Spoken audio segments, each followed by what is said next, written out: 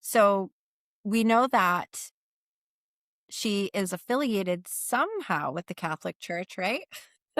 Did they finally acknowledge her?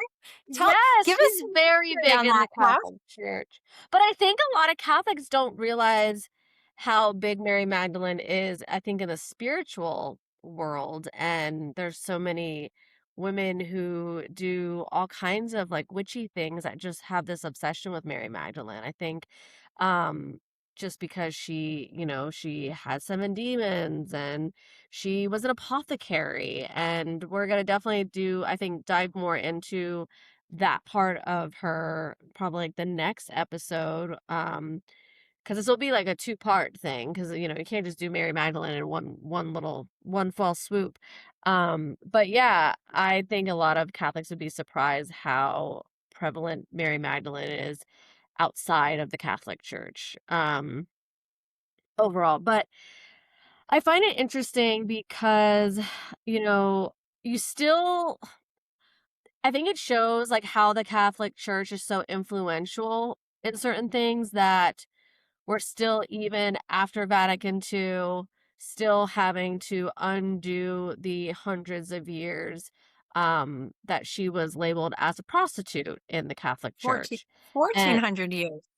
yeah, it 1,400 was a years. long time, like what, 500 something AD. 591. Um, yeah, I was listening to a couple podcasts and everything, and over the weekend, just to kind of like freshen up on Pope Gregory the Great. I don't know if he labeled himself the Great or how that kind of transpired, but it wasn't so great because in one of the Easter, I guess, homilies, he decided to make her Mary of Bethany and the woman who was stoned or about to be stoned for adultery into kind of like one person, and just that one thing was able to create this the stigma of hers for 1400 years.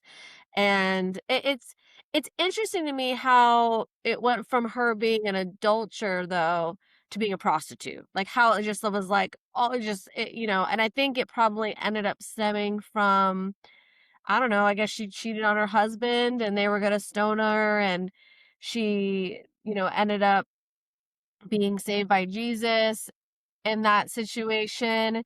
And then, everyone knows that she was one of the funders, and maybe they're like, well, obviously if she slept with one, she's probably doing it for money, and that's how she funded. I don't think there was any alimony she was getting from her husband at this point. If this whole, and then that's kind of in my head, like where this whole theory just like snowballed into her being an adulterate woman And the to becoming oil. a prostitute, that funding his whole mission. But obviously it was 1400 years of her just being shamed by the church. And obviously, luckily, I think the only, I would say I'm a pre-Vatican II girly, obviously, but I think the only one of the best things of Vatican II was obviously her having that rebuked or whatever. So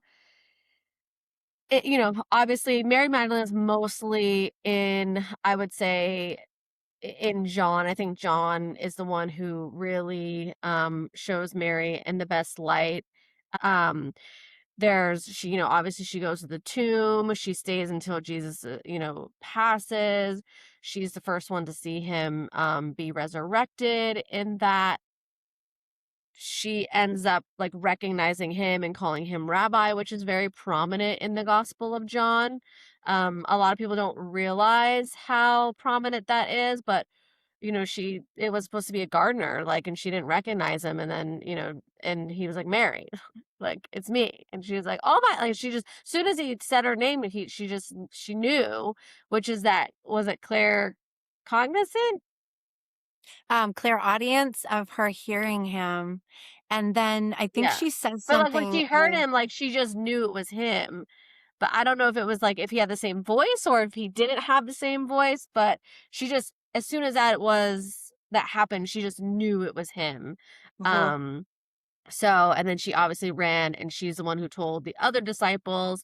And I always love this part in John. It's my favorite part every mass for Easter that they read this part where John and Peter run to the tomb, but John has to say multiple times how he beat Peter.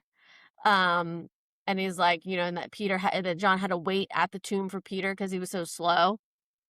Because he was a rock, right? It's like this. I guess in the reality is this big dude, but I love John's portrayal of the resurrection of Jesus, just between him being very, I think, sweet with being one of the first ones to believe Mary Magdalene, because he just Mhm. goes, he doesn't like question or like I don't like.